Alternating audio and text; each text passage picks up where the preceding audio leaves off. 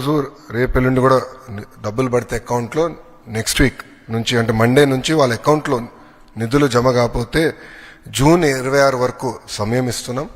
మన మిత్ర ద్వారా అంటే వాట్సాప్ ద్వారా కానివ్వండి, లేదంటే GSWSకి వెళ్ళి ఏకంగా ఏమైనా మా దగ్గర ఉన్న డేటాలో పొరపాట్లు ఏమైనా ఉంటే తెలియజేస్తే సరిదిద్దుకుని అర్హులుగా గుర్తించడానికి ప్రభుత్వం సిద్ధంగా ఉంది.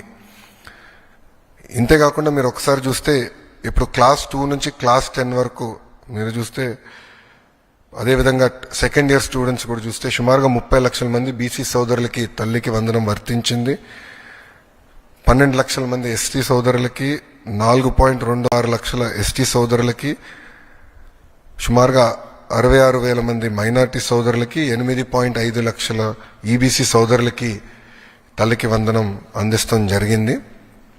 దాదాపు ఇప్పటికీ 18.55 లక్షల తల్లుల అకౌంట్లో వాళ్ళకి ఒకరే పాప బాబు ఒకరే ఉన్నారు కనుక వాళ్ళకి ఏకంగా 13,000 రూపాయలు కూటమి ప్రభుత్వం ఇచ్చింది. 14.55 లక్షల మంది తల్లుల అకౌంట్లో ఏకంగా వాళ్ళకి 2 పిల్లలు ఉన్నారు కనుక వాళ్ళకి 26,000 రూపాయలు కూటమి ప్రభుత్వం అందజేసింది. దాంట్లో సుమారుగా 29.10 లక్షల మంది పిల్లలు కవర్ అవుతాం జరిగింది. ఏకంగా 3 పిల్లల కన్నా ఎక్కువ ఉన్న 3 పిల్లలు ఉన్న తల్లులు సుమారుగా 2,10,000 మంది ఉన్నారు. అంటే 6.32 లక్షల మంది పిల్లలు అక్కడ ఉన్నారు. వాళ్ళకి ఏకంగా 39,000 రూపాయలు కూటమి ప్రభుత్వం అందజేస్తాం జరుగుతుంది.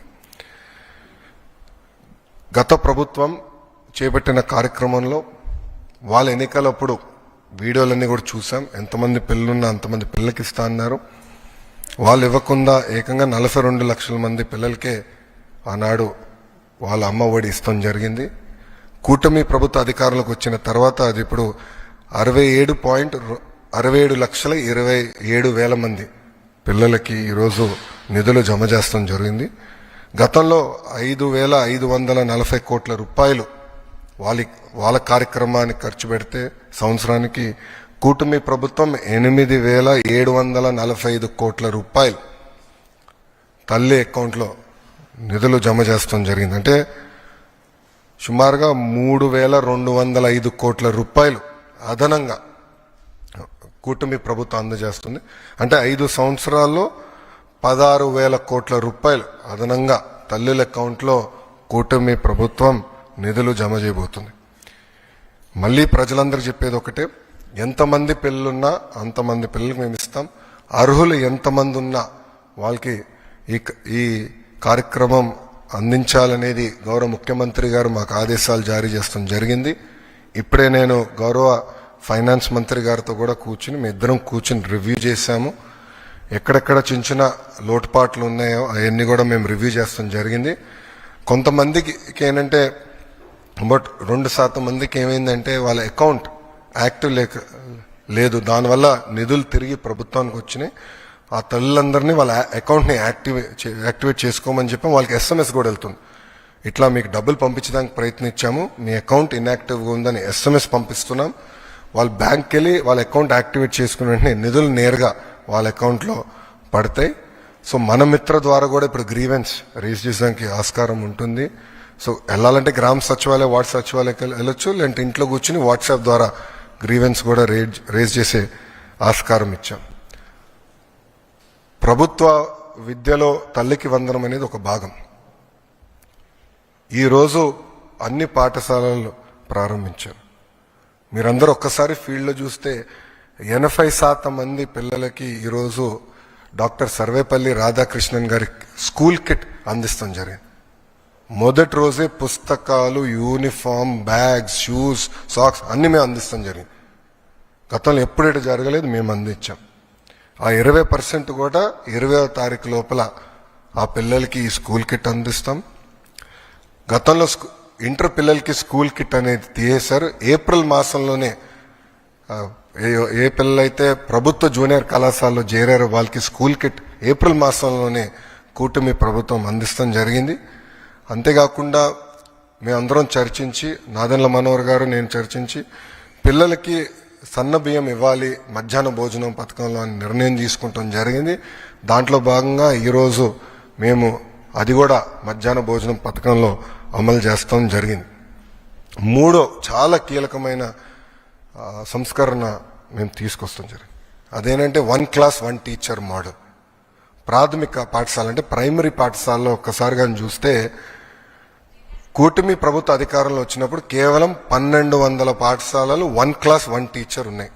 అంటే ఫస్ట్, సెకండ్, థర్డ్ గ్రేడ్ ఉంటే ఒకే టీచర్ ఉండేవారు. సో ఒక రూమ్లో ఒక్కొక్క మూలలో, ఇక్కడ 1వ తరగతి పిల్లలు కూర్చోబెట్టి, రామ్మోల్లో 2వ తరగతి పిల్లలు కూర్చోబెట్టి, ఇక్కడ 3rd క్లాస్ పిల్లలు కూర్చోబెట్టి ఒకే టీచర్ ముగ్గురికి పాఠాలు చెప్తారు. మళ్ళీ లెర్నింగ్ అవుట్కమ్స్ ఎలా వస్తాయి? అందుకే 1 క్లాస్ 1 టీచర్ మోడల్ మేము తీసుకొచ్చాం.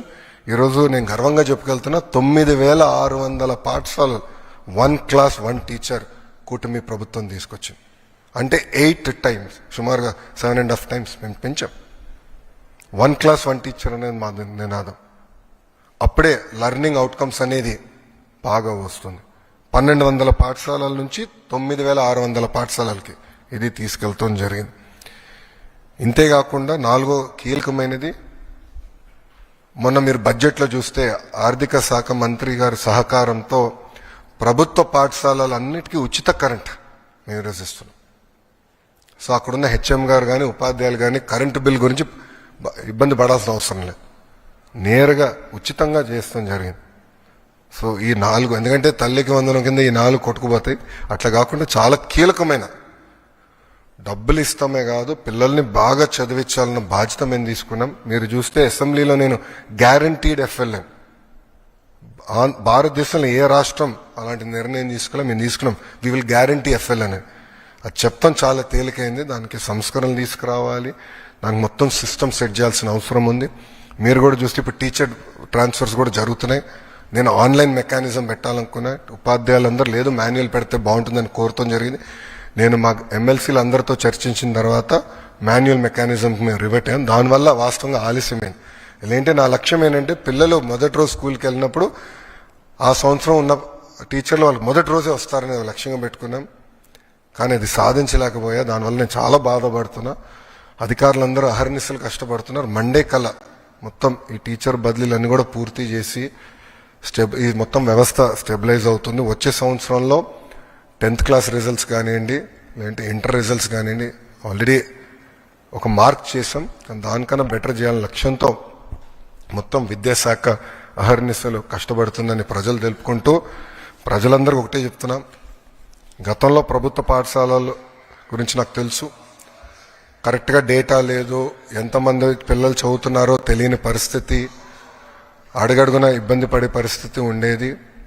అలా కాకుండా అందరి ఆమోదంతో అద్భుతమైన సంస్కరణలు మేము తీసుకొచ్చాం. దీనివల్ల మెరుగైన విద్య ప్రభుత్వ పాఠశాలలు అందించే లక్ష్యంగా మేము పెట్టుకున్నాం. సో తల్లిదండ్రులు అందరూ కూడా కోరుతున్నాను, ప్రభుత్వ పాఠశాలలో మీ పిల్లల్ని చేర్చండి. వాళ్ళని ప్రయోజకులుగా తీర్చిదిద్దే బాధ్యత కూటమి ప్రభుత్వం తీసుకుంటుంది. మనం ఇతర రాష్ట్రాల ఎడ్యుకేషన్ మోడల్స్ గురించి మాట్లాడాం. 1 year ఇవ్వండి, ఆంధ్ర మోడల్ ఆఫ్ ఎడ్యుకేషన్ ఏంటో చూపిస్తాం. మొత్తం డిపార్ట్మెంట్ కమిటెడ్గా మేము పనిచేస్తున్నాం. మీరు టెక్స్ట్ బుక్స్ చూడండి. నేను ఏదైతే శాసనసభ సాక్షిగా చెప్పానో అన్ని మేము అమలు చేశాం. మా ఎవ్వరు ఫోటోలు, గౌరవ ముఖ్యమంత్రి గారి దగ్గర నుంచి మా ఎవ్వరు ఫోటోలు ఆ టెక్స్ట్ బుక్స్లో లేవు. నో ఫార్వర్డ్స్ ఏమి లేవు. బ్యాగ్ బరువు తగ్గించేదాన్ని కూడా ఏకంగా అన్ని సబ్జెక్ట్స్ కలిపి ఎప్పుడు ఏ సబ్జెక్ట్ అందించాలో అట్లా అందిస్తున్నాం. సో ఎక్కువ బ్యాగ్ బరువు కూడా ఉండకూడదు. అట్లా చాలా సీరియస్గా ఆలోచించి సంస్కరణలు తీసుకొచ్చి, అందుకే ప్రజలందరూ కూడా కోరుతున్నా, మీ పిల్లల్ని ప్రభుత్వ పాఠశాలలో చేర్పించాలని నేను సభాముఖంగా కోరుతాం జరుగుతుంది. సో ఇప్పుడు మీడియా మిత్రులకైనా ప్రశ్న ఉంటే సమాధానం చెప్పడానికి సిద్ధంగా.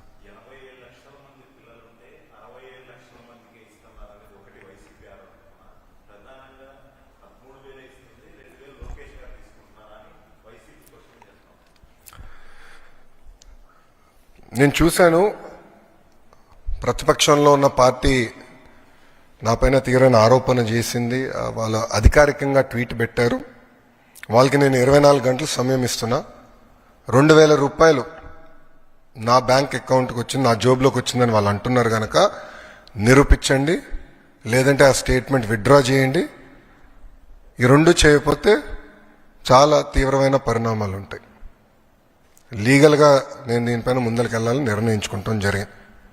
ఎందుకంటే ప్రజలు కూడా ఒకటి గుర్తుపెట్టుకోవాలి, వైకాపా పార్టీ అనేది ఒక అబద్ధాన్ని 100 సార్లు చెప్పి నిజం చేసేదానికి ప్రయత్నించే పార్టీ. 2019 ఎన్నికల్లో కరెక్ట్గా వాళ్ళ సొంత బాబాయిని వాళ్ళే చంపేసి ఏకంగా నింద మా నాయకుడు